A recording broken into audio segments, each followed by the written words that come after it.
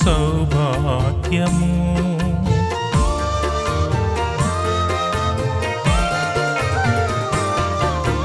నీయందు భయమే నా ఐశ్వర్యము, అదియే నా జీవితముకు సౌభాగ్యము. శ్రేయస్కరమైన నీ ఆశీర్వాదము సఫలము చేయును నా మనోభీష్టం. శ్రేయస్కరమైన నీ ఆశీర్వాదము సఫలము చేయును నా మనోభీష్టం. కృపచూపు తండ్రివి, కనికర స్వరూపుడవు, నీలా ప్రేమించువారు ఎవరు యేసయ్యా.